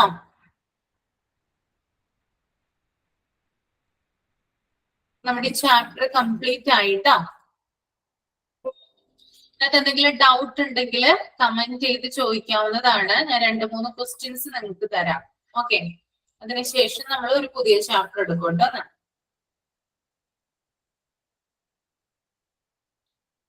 ഡൗട്ട് ഇല്ല, കമന്റ് ചെയ്ത് ചോദിക്കാം കേട്ടോ ഡൗട്ട് ഉണ്ടെങ്കിൽ.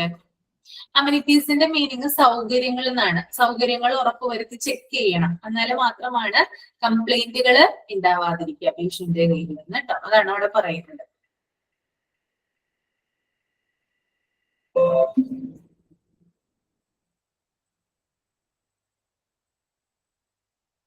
ഓക്കെ, ക്വസ്റ്റ്യൻ ഒന്ന് എഴുതിക്കോളൂ കേട്ടോ.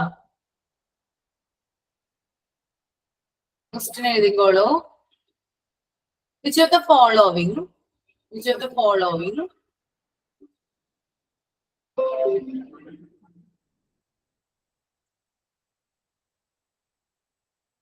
not come under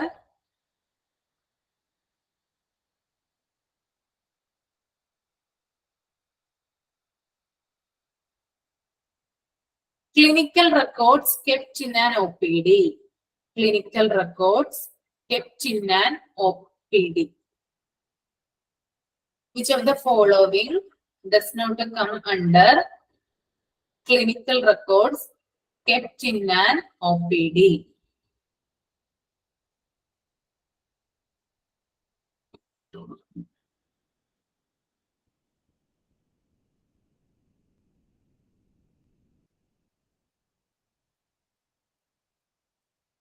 Okay, option A, medication record.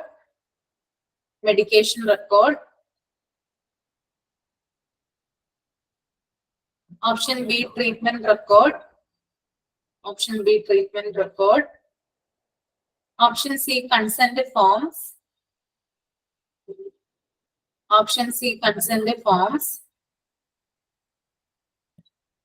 Option D, none of the above.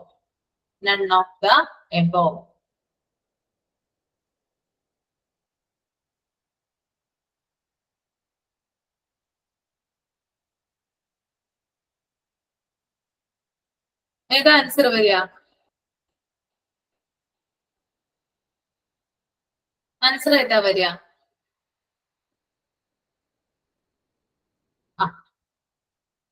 എല്ലാവരും ഒന്ന് കമന്റ് ചെയ്തേ ആൻസർ.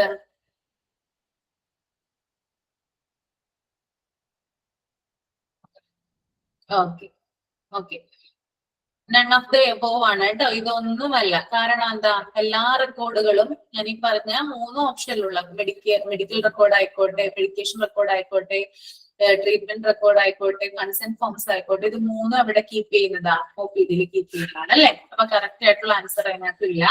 അതുകൊണ്ട് നൺ ഓഫ് ദ എബോവ് ആണ് ആൻസർ വരിക. നെക്സ്റ്റ് ക്വസ്റ്റ്യൻ കേട്ടോ.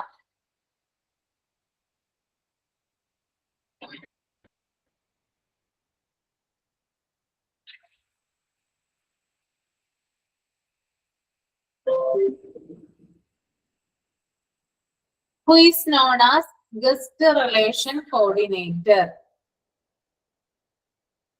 Who is known as guest relation coordinator?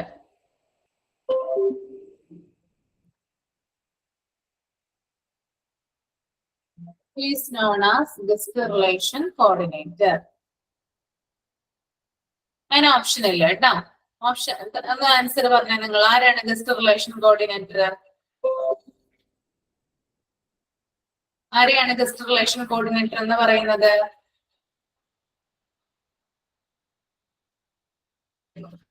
Comment ചെയ്തേ, guest relation coordinator ആരാ?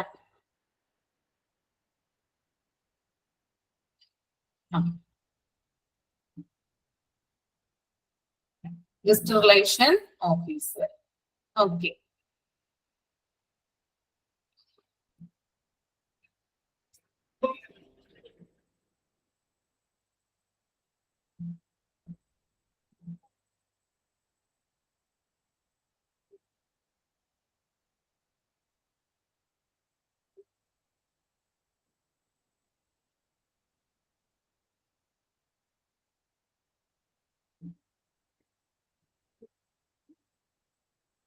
Next question.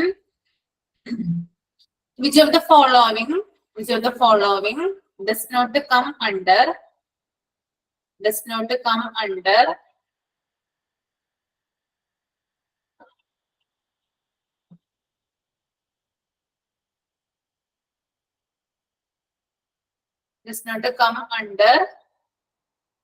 the therapeutic equipment? Therapeutic equipment.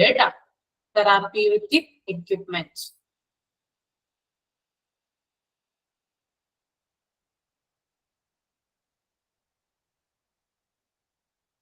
Option A, nebulizer.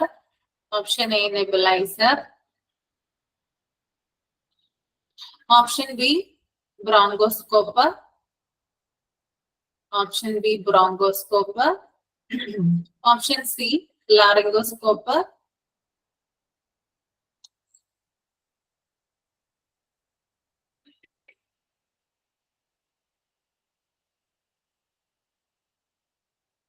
Option B, IV set. IV set.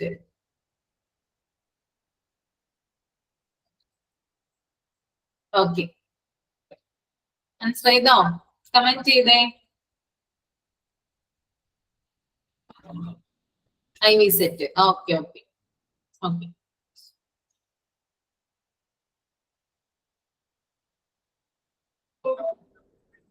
Okay. ഇവിടെ ഒരു ഇത് കൊടുത്തിട്ടുണ്ട് കേട്ടോ. ഒരു പിക്ചർ കൊടുത്തിട്ടുണ്ട്. അത് ഞാൻ വിട്ടുപോയി പറയാനായിട്ട്. കണ്ടോ? ജോബ് ഡിസ്ക്രിപ്ഷൻ OPD അസിസ്റ്റന്റിന് താഴെയിട്ട് എക്സാമ്പിൾ ഓഫ് രജിസ്ട്രേഷൻ സിസ്റ്റം, അതായത് രജിസ്ട്രേഷൻ സിസ്റ്റത്തിന്റെ എക്സാമ്പിൾ ആണ് കൊടുത്തിരിക്കുന്നത്. അതായത് ഒരു കമ്പ്യൂട്ടറിൽ നമ്മൾ ടൈപ്പ് ചെയ്യുമ്പോൾ എന്തൊക്കെ വിവരങ്ങളാണ് നമ്മുടെ അതിനകത്ത് അവൈലബിൾ ആയിട്ടുള്ളത്, എന്തൊക്കെയാണ് കാണാനായിട്ട് പറ്റുന്നത്? ഒന്ന് പേഷ്യന്റ് ID ഉണ്ടാവും. പേഷ്യന്റ് ID ഉണ്ടാവും. അത് ആ ഒരു നിശ്ചിത കമ്പ്യൂട്ടറിൽ മാത്രമാണ് കാണാനായിട്ട് സാധിക്കുക. നെക്സ്റ്റ് എന്താ പറയാ, രജിസ്ട്രേഷൻ ഡേറ്റ് ഉണ്ടാകും. പിന്നെ first name, last name, gender, occupation, date of birth, age, blood group, marital status, പിന്നെ address, city, pin number, contact number, അതുപോലെ തന്നെ ഏത് ഡോക്ടറെയാണോ നമ്മൾ കൺസൾട്ട് ചെയ്യേണ്ടത്, അങ്ങനെയുള്ള കാര്യങ്ങളൊക്കെയാണ് ഇതിൽ വരുന്നത്.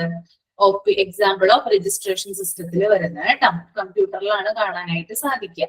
Okay okay. അപ്പോ ഈ ഒരു 3 ക്വസ്റ്റ്യൻസ് ആണ് ഞാൻ നിങ്ങൾക്ക് തന്നത്. ബാക്കിയുള്ള ക്വസ്റ്റ്യൻസ് മോക്ക് ടെസ്റ്റിൽ തരാം കേട്ടോ. ഓക്കെ, അപ്പൊ നമുക്ക് ഈ ഒരു ചാപ്റ്റർ വൈൻഡപ്പ് ചെയ്യാം. ഓക്കെ, ക്ലിയർ ആയെന്ന് വിചാരിക്കുന്നു. വായിച്ചു നോക്കണം കേട്ടോ. വായിച്ചു നോക്കാതിരിക്കരുത്. ഇടയ്ക്ക് റിവിഷൻ ചെയ്യുക. വീക്ക് ആവുമ്പോ എല്ലാ ടീച്ചേഴ്സിന്റെയും എന്ത് ചെയ്യുക, ജസ്റ്റ് ഒന്ന് വായിച്ച് പോയിന്റ് ചെയ്ത് പോവുക കേട്ടോ. അല്ലെങ്കിൽ എല്ലാരും കൂടി എന്താകും, മിക്സ് ആയി പോകും. ഓക്കെ.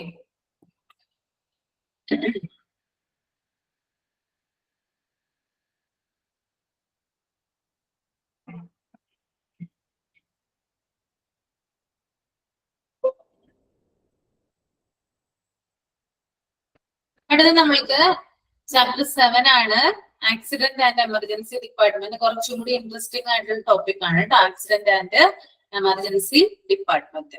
ഓക്കെ, നിങ്ങൾക്ക് ഏകദേശം അറിയാവുന്നതാണ്. അതായത് ഒരു ഹോസ്പിറ്റലിലെ ഒരു അത്യാഹിത വിഭാഗം അല്ലെ, അതിന് വേണ്ടിയിട്ട് എന്ത് ചെയ്യുന്നുണ്ട്, ഒരു ഹോസ്പിറ്റലില് അത്യാഹിത വിഭാഗങ്ങൾ പ്രവർത്തിക്കുന്നുണ്ട് അല്ലെ, ഡിപ്പാർട്ട്മെന്റ്സ്. അപ്പൊ അതിനെ കുറിച്ച് കൂടുതലായിട്ട് പരിചയപ്പെടാനാണ് ഈ ഒരു ചാപ്റ്റർ നമ്മളെ സഹായിക്കുന്നത്. ഓക്കെ, ഇൻട്രൊഡക്ഷൻ കൊടുത്തിട്ടുണ്ട്. The accident and emergency department A&E assesses and treats people with a major trauma, serious injuries and illness, and those in need of emergency treatment. It is open 24 hours a day. In emergencies, patient with loss of consciousness, confusion, persistent severe chest or abdominal pain, a stroke, breathing difficulties are also treated. It has alternative names: casualty, emergency department, emergency room. Okay. അതായത് ഒരു ഹോസ്പിറ്റലിലെ accident and emergency department, okay, A&E എന്ന് short ഫോമിലാണ് അറിയപ്പെടുക. അവിടെ treat ചെയ്യുന്ന ആളുകൾ എന്ന് പറയുന്നത് മേജർ ട്രോമ ആയിട്ട് വരുന്നവരോ, അല്ലെങ്കിൽ സീരിയസ് ഇഞ്ചുറീസ് ആയിട്ട് വരുന്നവരോ, അല്ലെങ്കിൽ എന്തെങ്കിലും ഇൽനെസ് രോഗങ്ങളുമായിട്ട് വരുന്നവരോ, അല്ലെങ്കിൽ അത്യാവശ്യ ട്രീറ്റ്മെന്റ് വേണ്ടി വരുന്ന രോഗികളോ ആണ് ഇവിടെ വരുന്നത്, ഈ ഒരു ഡിപ്പാർട്ട്മെന്റിൽ വരുന്നത് കേട്ടോ. അപ്പൊ ആക്സിഡന്റ് ആൻഡ് എമർജൻസി ഡിപ്പാർട്ട്മെന്റ് വരുന്ന പേഷ്യൻസ് എന്ന് പറയുന്നത് ഒന്നില്ലെങ്കിൽ മേജർ ട്രോമ, അല്ലെങ്കിൽ serious injuries, then illness and emergency treatment, need for emergency treatment patients. ഇത്രയും ആളുകളാണ് ഇവിടെ വരുന്നത്, ഈ ഒരു ഡിപ്പാർട്ട്മെന്റിൽ വരുന്നത്. ഓക്കെ, അതൊന്ന് അണ്ടർലൈൻ ചെയ്ത് പോവാട്ടോ ഞാൻ പറഞ്ഞ കാര്യങ്ങള്. It is open 24 hours a day. ഒരു ഹോസ്പിറ്റലില് 24 പ്രവർത്തിക്കുന്ന ഒരു ഡിപ്പാർട്ട്മെന്റ് ആണെന്ത്, ആക്സിഡന്റ് ആൻഡ് എമർജൻസി ഡിപ്പാർട്ട്മെന്റ്. അത് ഇമ്പോർട്ടന്റ് ആണ് കേട്ടോ. അതായത് ഏത് സമയം എന്ത് ചെയ്യാം, മനുഷ്യനാണ് അല്ലെ, പല അത്യാഹിതങ്ങളും സംഭവിക്കാം. അപ്പൊ അങ്ങനെ വരുന്നവരെ ട്രീറ്റ് ചെയ്യാൻ വേണ്ടിയിട്ട് ഉള്ളൊരു ഡിപ്പാർട്ട്മെന്റ് ആണ്. അതുകൊണ്ട് തന്നെ 24 മണിക്കൂറും ഈ ഒരു ഡിപ്പാർട്ട്മെന്റ് പ്രവർത്തിച്ചിരിക്കണം. Okay, it is open 24 hours a day. In emergencies, patient with loss of consciousness. ഇനി പറയുന്നുണ്ട്, ഞാൻ നേരത്തെ പറഞ്ഞു മേജർ ട്രോമയും സീരിയസ് ഇഞ്ചുറീസും ഇൽനെസ്സും അങ്ങനെയുള്ള പേഷ്യൻസ് വരുന്നുണ്ട്. അതുകൂടാതെ ചില പേഷ്യൻസിന് കോൺഷ്യസ്നസ്, ലോസ് ഓഫ് കോൺഷ്യസ്നസ്, ബോധം നഷ്ടപ്പെടുക, അതുപോലെ ചില പേഷ്യൻസിന് കൺഫ്യൂഷൻ ഉണ്ടാവുക, അതുപോലെ ചിലവർക്കാണെങ്കിൽ നെഞ്ചുവേദനയോ വയറുവേദനയോ ഉണ്ടാവുക, പിന്നെ സ്ട്രോക്കിന്റെ ലക്ഷണങ്ങളുമായിട്ട് വരിക, ബ്രീത്തിങ് ഡിഫിക്കൽട്ടീസ്, ശ്വാസം എടുക്കാനുള്ള ബുദ്ധിമുട്ട് അനുഭവപ്പെടുന്നവര്, അങ്ങനെയുള്ള പേഷ്യൻസ് വരാം. ഇവരെയൊക്കെ എവിടെ ട്രീറ്റ് ചെയ്യുന്നുണ്ട്, ഈ ഒരു ഡിപ്പാർട്ട്മെന്റില് ട്രീറ്റ് ചെയ്യുന്നുണ്ട് കേട്ടോ. ഓക്കെ, ആദ്യം പറഞ്ഞത് കൂടാതെ ഏതാ ഞാൻ ആദ്യം പറഞ്ഞത്, major trauma, serious injuries and illness, and in those of need of emergency treatment. അതായത് അത്യാഹിതമായിട്ടുള്ള ട്രീറ്റ്മെന്റ് ആർക്കാണോ ആവശ്യം അങ്ങനെയുള്ളവര് വരുന്നുണ്ട്. അത് കൂടാതെ പെട്ടെന്ന് രോഗി ബോധം കെട്ട് വീഴുക, അതുപോലെ തന്നെ ചില പേഷ്യൻസിന് സ്വബോധം നഷ്ടപ്പെടുക, കൺഫ്യൂഷനിലൊക്കെ ആവുക, കാരണം എന്താ പറയാ സംസാരിക്കുമ്പോൾ വൈരുദ്ധ്യങ്ങൾ ഉണ്ടാവുക, അങ്ങനെയുള്ള പേഷ്യൻസ്. അതുപോലെ തന്നെ നിരന്തരമായിട്ടുള്ള, അതായത് കഠിനമായിട്ടുള്ള തീവ്രമായിട്ടുള്ള നെഞ്ചുവേദനയോ അല്ലെങ്കിൽ വയറുവേദനയോ ആയിട്ട് വരുന്നവര്, അതുപോലെ സ്ട്രോക്കിന്റെ ലക്ഷണങ്ങളുമായിട്ട് വരുന്നവര്, പിന്നെ ശ്വാസം എടുക്കാൻ ബുദ്ധിമുട്ട് അനുഭവപ്പെടുന്ന രോഗികള്, ഇവരെയൊക്കെ എവിടെ കൊണ്ടുവരാം, ഈ ഒരു ഡിപ്പാർട്ട്മെന്റില് കൊണ്ടുവരാം. ഓക്കെ, ഇത്രയും കാര്യങ്ങൾ ക്ലിയർ ആയോ പറഞ്ഞത്? ക്ലിയർ ആണോ? Okay, next. അതായത് 3 പേരുകളിലാണ് ഈ ഒരു വിഭാഗം അറിയപ്പെടുന്നത് കേട്ടോ. അതായത് കാഷ്വാലിറ്റി എന്ന് കൊടുത്തിട്ടുണ്ട്, എമർജൻസി ഡിപ്പാർട്ട്മെന്റ് അഥവാ ED എന്ന് കൊടുത്തിട്ടുണ്ട്, ദെൻ എമർജൻസി റൂം എന്ന് കൊടുത്തിട്ടുണ്ട്. ഓക്കെ, അതായത് പല ഹോസ്പിറ്റലുകളിലും പല പേരുകളിലായിട്ടാണ് ഈ ഒരു ഡിപ്പാർട്ട്മെന്റ് അറിയപ്പെടുക. ചില സ്ഥലത്ത് കാഷ്വാലിറ്റി എന്ന് അറിയപ്പെടും. ഫോർ എക്സാമ്പിൾ, ഇപ്പൊ ഗവൺമെന്റ് ഹോസ്പിറ്റലൊക്കെയാണ് നമ്മൾ ചെയ്യുന്നതെങ്കിൽ എന്താണ് അവിടെ ഇതിനെന്താ പറയുന്നത്, കാഷ്വാലിറ്റി എന്നാ പറയുന്നത്. ഓക്കെ, ഇനി വലിയ വലിയ ഹോസ്പിറ്റലുകളൊക്കെ ആണെങ്കിൽ എമർജൻസി ഡിപ്പാർട്ട്മെന്റ് എന്ന് അറിയപ്പെടും. ഇനി വേറെ ചില ഹോസ്പിറ്റലുകളാണെങ്കിൽ എമർജൻസി റൂം എന്ന് അറിയപ്പെടും. അപ്പോ 3 പേരുകളാണ് ഈ ഒരു ഡിപ്പാർട്ട്മെന്റിന് ഉള്ളത്. Okay, next location of emergency department. എവിടെയാണ് എമർജൻസി ഡിപ്പാർട്ട്മെന്റിന്റെ ലൊക്കേഷൻ വരുന്നത്? അതിന്റെ സ്ഥാനം എവിടെയാണെന്നാണ് പറയുന്നത്. First one, location on the ground floor. അതായത് ഏറ്റവും താഴത്തെ നിലയിലായിരിക്കണം എമർജൻസി ഡിപ്പാർട്ട്മെന്റ് ഉണ്ടായിരിക്കേണ്ടത്. എന്തുകൊണ്ടാ? പേഷ്യൻസ് വരുമ്പോൾ അവരെ പെട്ടെന്ന് റിസീവ് ചെയ്യാനായിട്ട് ഗ്രൗണ്ട് ഫ്ലോറിനാണ് സാധിക്കുന്നത്, അല്ലെ? ഏറ്റവും മുകളിൽ കൊണ്ടുപോയി ആക്സിഡന്റ് ആൻഡ് എമർജൻസി ഡിപ്പാർട്ട്മെന്റ് ആരെങ്കിലും വെക്കോ? കാരണം എന്താ, എമർജൻസി കെയർ ആണ് പേഷ്യന്റിന് ആവശ്യം. പേഷ്യന്റിന് എത്രയും പെട്ടെന്ന് എന്ത് ചെയ്യണം? അടിയന്തരമായിട്ട് ട്രീറ്റ്മെന്റ് ആരംഭിക്കേണ്ടതുണ്ട്. അപ്പോ അങ്ങനെയുള്ള സാഹചര്യത്തില് ഗ്രൗണ്ട് ഫ്ലോറിലാണ് എന്ത് ചെയ്യുക? ഈ ഒരു എമർജൻസി ഡിപ്പാർട്ട്മെന്റിൽ ലൊക്കേഷൻ വരിക. ഓക്കെ, രണ്ടാമത്തെ point, separate entrance or emergency entrance away from main entrance. Main എൻട്രൻസിൽ നിന്ന് മാറി സെപ്പറേറ്റ് ആയിട്ടുള്ള ഒരു എൻട്രൻസ് ഈ ഒരു ഡിപ്പാർട്ട്മെന്റിന് ഉണ്ടായിരിക്കണം. ഓക്കെ, അതായത് നമുക്കറിയാം മെയിൻ എൻട്രൻസ് എന്ന് പറയുമ്പോൾ ധാരാളം രോഗികൾ അതിലെ കൂടിയാണ് വരുന്നത്, കൂടാതെ ധാരാളം വാഹനങ്ങൾ അതിലെ കൂടി വരുന്നുണ്ട്, അല്ലെ? അപ്പൊ ഇതിലൊക്കെ എന്താണ്, ഇങ്ങനെ ധാരാളം തിരക്കുണ്ടാവും അവരൊക്കെ എന്താണ് ഇങ്ങനെ വരുമ്പോൾ. അപ്പോ നമുക്ക് ഒട്ടും എന്താണ്, പേഷ്യന്റിന്റെ ജീവൻ എന്ന് പറയുന്നത് വളരെ ഇമ്പോർട്ടന്റ് ആണ്. എമർജൻസി ആയിട്ടാണ് ഇങ്ങനെയുള്ള പേഷ്യൻസിനെ കൊണ്ടുവരുന്നത്. അപ്പൊ അവരുടെ ചികിത്സ എന്ന് പറയുന്നത് വൈകിക്കൂടാ. അപ്പൊ അതിനു വേണ്ടിയിട്ട് എത്രയും പെട്ടെന്ന് വേഗത്തില് അതായത് ആ ഒരു ഡിപ്പാർട്ട്മെന്റിൽ എത്താൻ വേണ്ടിയിട്ട് നമുക്ക് എന്ത് വേണം? സെപ്പറേറ്റ് ആയിട്ടുള്ളൊരു എൻട്രൻസ് അവിടെ. ഓക്കെ, ദെൻ മൂന്നാമത്തെ point, ambulance parking area should be available. പിന്നെ ആംബുലൻസ്, അതായത് ഇങ്ങനെ വരുന്ന എമർജൻസി ആയിട്ട് വരുന്ന പേഷ്യൻസ് എന്ന് പറയുന്നത് ആംബുലൻസുകളിലാണ് കൂടുതലായിട്ട് വരുന്നത്. അപ്പോ എന്തായാലും എന്ത് വേണം? ആംബുലൻസ് പാർക്കിങ്ങിനുള്ള സൗകര്യം അവിടെ വേണം. Okay, then well marked proper lighting and signs. അതുപോലെ തന്നെ ആക്സിഡന്റ് ആൻഡ് എമർജൻസി ഡിപ്പാർട്ട്മെന്റിനെ തിരിച്ചറിയുന്നതിന് വേണ്ടി, അതിനെ ഐഡന്റിഫൈ ചെയ്തതിന് വേണ്ടിയിട്ട് ആ ഒരു ഡിപ്പാർട്ട്മെന്റില് അതിന്റെ ഫ്രണ്ടിലായിട്ട്, അതിന്റെ ഫ്രണ്ട് വശത്തായിട്ടൊക്കെ എന്താണ് മാർക്ക് ചെയ്തിരിക്കണം. പ്രോപ്പർ ആയിട്ടുള്ള ലൈറ്റിംഗ് സൈൻസ് ഉപയോഗിച്ചുകൊണ്ട് എന്ത് ചെയ്തിരിക്കണം? മാർക്ക് ചെയ്തിരിക്കണം. നിങ്ങൾക്ക് അറിയാം, നിങ്ങൾ ഹോസ്പിറ്റലിൽ കണ്ടിട്ടുണ്ട്, ആക്സിഡന്റ് ആൻഡ് എമർജൻസി ഡിപ്പാർട്ട്മെന്റ് എന്ന് എഴുതിയിരിക്കുന്നത് റെഡ് കളർ ഇതാണ്, ലൈറ്റിംഗ് ആണ് ഉപയോഗിച്ചിരിക്കുന്നത് കേട്ടോ. ആ ഒരു ലൈറ്റ് ഉപയോഗിച്ചിട്ടാണ് ആ ഒരു കാഷ്വാലിറ്റിന്നായാലും അല്ലെങ്കിൽ എമർജൻസി ഡിപ്പാർട്ട്മെന്റിനായാലും അവിടെ വെച്ചിരിക്കുക റെഡ് കളറിൽ. എന്തിനു വേണ്ടിയിട്ടാണ് ഈ റെഡ് കളർ യൂസ് ചെയ്യുന്നത്? ആരെങ്കിലും ഒന്ന് കമന്റ് ചെയ്തേ. റെഡ് കളർ എന്താ പ്രത്യേകത?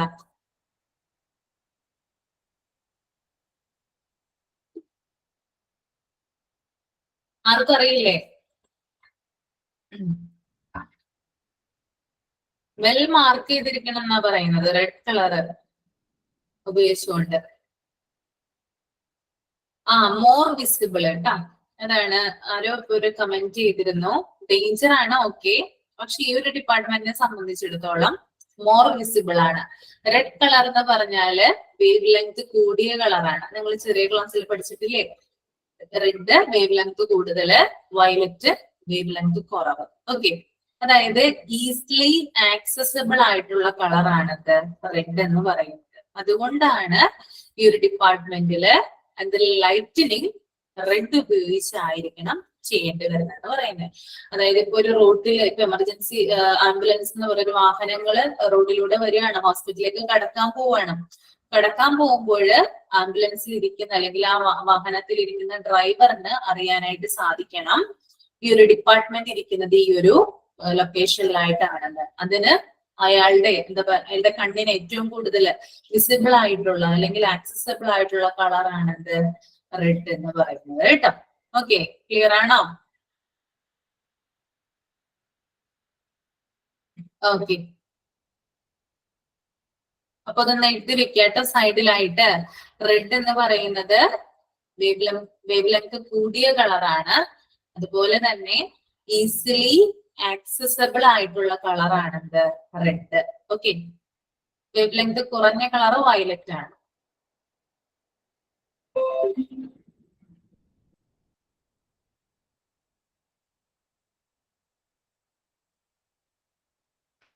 ഞാൻ അടുത്ത point easily visible and accessible from the streets. അതായത് നമ്മളിപ്പോ ഒരു റോട്ടിൽ നിൽക്കുവാണെങ്കിലോ അല്ലെങ്കിൽ സ്ട്രീറ്റിലാണെങ്കിലോ ആ വാഹനങ്ങൾക്ക്, അവിടെയുള്ള വാഹനങ്ങൾക്കൊക്കെ പെട്ടെന്ന് കാണാനും ആക്സസ് ചെയ്യാനും ഒക്കെ എന്തിനു പറ്റും? ഈ ഒരു കളറിന് പറ്റും. ഓക്കെ, അതാണ് എന്താ പറയുന്നേ. അവർക്ക് എന്താ പറയാ, അവിടെ അതായത് റോട്ടിലായാലും ദൂരത്തു നിന്ന് വരുന്ന വാഹനങ്ങൾക്കായാലും പെട്ടെന്ന് എന്താണ് നമുക്ക് ഐഡന്റിഫൈ ചെയ്യാനായിട്ട് പറ്റണം. ഈ ഒരു ഡിപ്പാർട്ട്മെന്റ് ഇവിടെയാണ് ഉള്ളത്. Okay, next one, close to medical records department, elevators, radiology, laboratory, reduced operational cost and critical time. അതുപോലെ തന്നെ ഇവിടെ പറയുന്നുണ്ട് ഈ ഒരു എമർജൻസി ഡിപ്പാർട്ട്മെന്റിന്റെ അടുത്തായിരിക്കണം നമ്മുടെ മെഡിക്കൽ റെക്കോർഡ് ഡിപ്പാർട്ട്മെന്റ് ഉണ്ടായിരിക്കേണ്ടത്.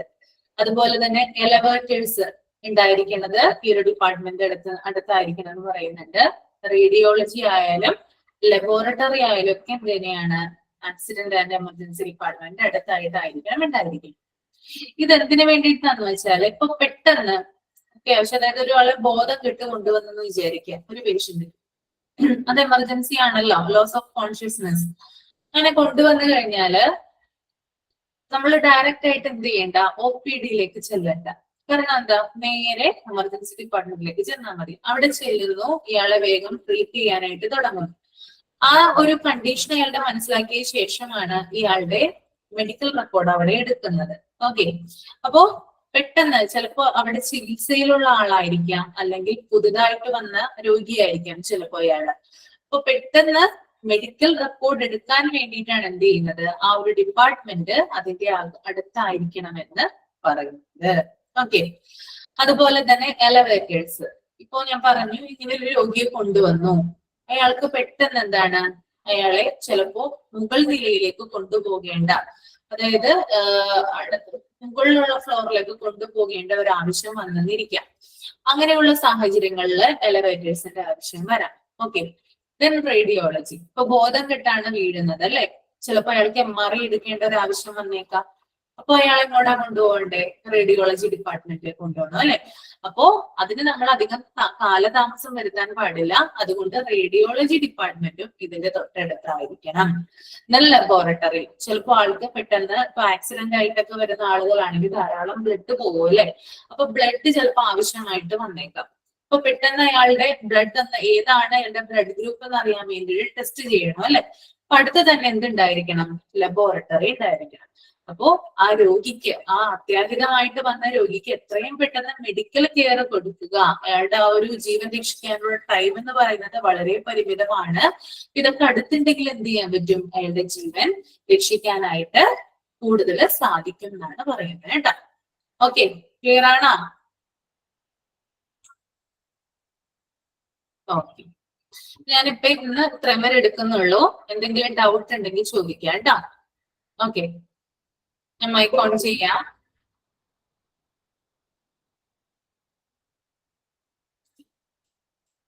ഡൗട്ട് ഉണ്ടെങ്കിൽ ചോദിച്ചോളൂ കേട്ടോ.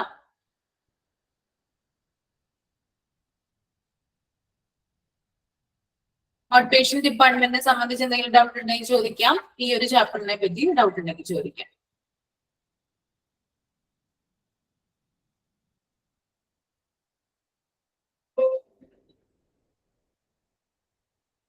ആർക്കും ഡൗട്ട് ഒന്നും ഇല്ലേ?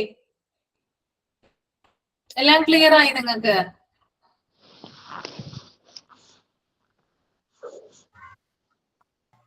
മാം, ആ വിസിബിലിറ്റി കുറവുള്ള കളർ എന്താണെന്നാണ് പറയുന്നത്. തരംഗദൈർഘ്യം കേട്ടോ. വേവ് ലെങ്ത് എന്ന് പറഞ്ഞ തരംഗദൈർഘ്യമാണ്. ഏറ്റവും കൂടുതൽ റെഡിനാണുള്ളത്, ഏറ്റവും കുറവ് വയലറ്റിനാണുള്ളത്. ഇപ്പൊ നമുക്കറിയാലോ, ഇപ്പൊ ട്രെയിനൊക്കെ പോകുമ്പോ എന്തുകൊണ്ടാ റെഡ് ഫ്ലാഗ് അല്ലേ കാണിക്കുന്നേ? എന്തുകൊണ്ടാ അങ്ങനെ കാണിക്കുന്നേ?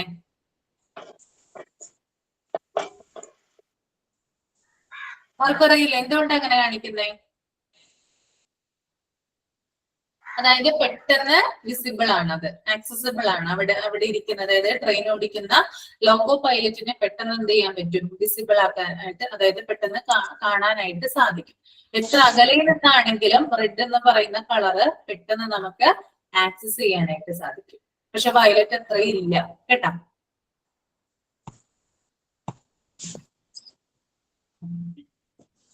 ദെൻ പിന്നെന്താണ് ഡൗട്ട്? കമന്റ് ചെയ്തോളൂ കേട്ടോ, അല്ലെങ്കിൽ ചോദിച്ചോളൂ.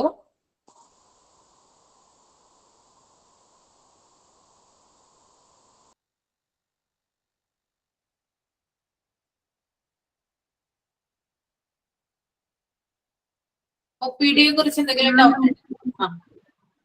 നമ്മൾ കഴിഞ്ഞ ദിവസം OPD പ്രോസസ്സിന്റെ അകത്ത് മിസ്റ്റേക്ക് ഉണ്ടെന്ന് പറഞ്ഞു. അത് ടെക്നിക്കൽ ആണ് കേട്ടോ, അവരുടെ മിസ്റ്റേക്ക് ആണ്. അവർ ഓപ്ഷൻ തെറ്റിയാണ് കൊടുത്തിരുന്നത്. ഞാൻ കറക്റ്റ് ചെയ്തിട്ടുണ്ടായിരുന്നല്ലോ, പറഞ്ഞിട്ടുണ്ടായിരുന്നു. ഞാൻ കൊടുത്തത് ശരിയായിരുന്നു, അവര് ടൈപ്പ് ചെയ്തപ്പോ തെറ്റിപ്പോയതാ.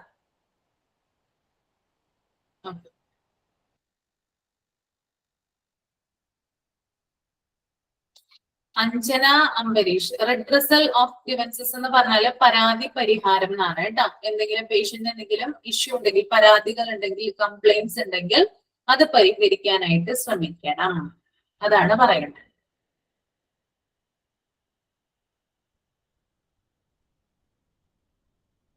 ഓക്കെ, നെക്സ്റ്റ് OPD ഞാൻ ഒന്നും എടുത്തിടാട്ടോ ഇവിടെ. നിങ്ങൾക്ക് എന്തെങ്കിലും ഡൗട്ട് ഉണ്ടെങ്കിൽ ചോദിച്ചോളൂ OPDയെ കുറിച്ചിട്ട്.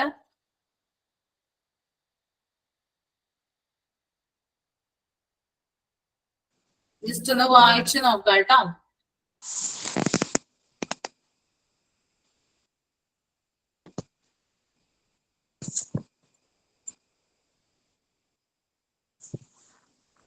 മെത്തേഡ്സ് ടു സോൾവില് ക്യൂയിങ് തിയറി തുടങ്ങിയാണെന്ന് എടുത്തു തുടങ്ങിയത്. ഇത് തുടങ്ങിയൊന്ന് ജസ്റ്റ് ഒന്ന് വായിച്ചു നോക്കാം. അതിനകത്ത് എന്തെങ്കിലും ഡൗട്ട് ഉണ്ടെങ്കിൽ ചോദിക്കാം.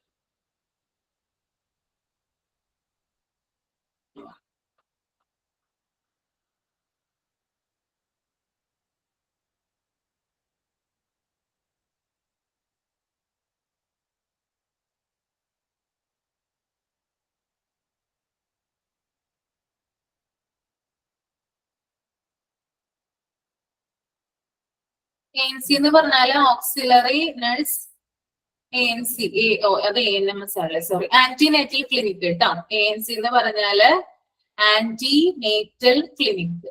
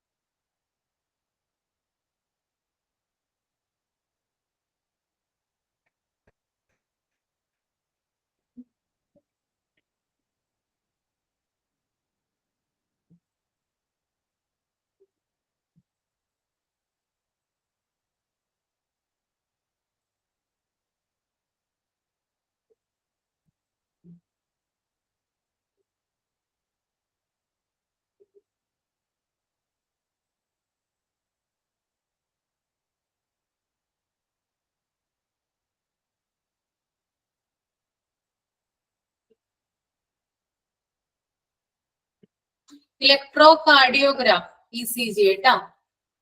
Electro cardiograph.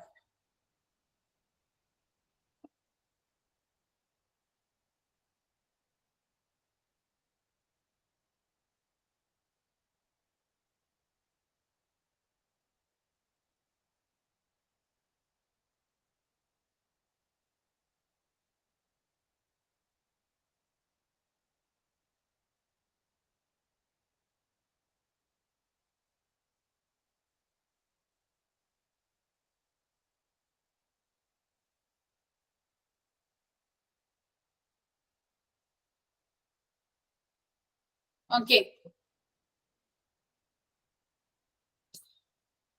ഡൗട്ട് ഇല്ല അപ്പൊ അല്ലെ? സംശയങ്ങളൊന്നുമില്ലല്ലോ? അന്നു മനസ്സിലായോ? അന്നു ജോമോൻ ഡൗട്ട് ഉണ്ട് എന്തെങ്കിലും മോളെ? ഇല്ല മാം, കറക്റ്റ് ആയി. മനസ്സിലായി അല്ലേ? ക്ലിയർ ആണ്. ക്ലിയർ ആണ്. ഓക്കെ.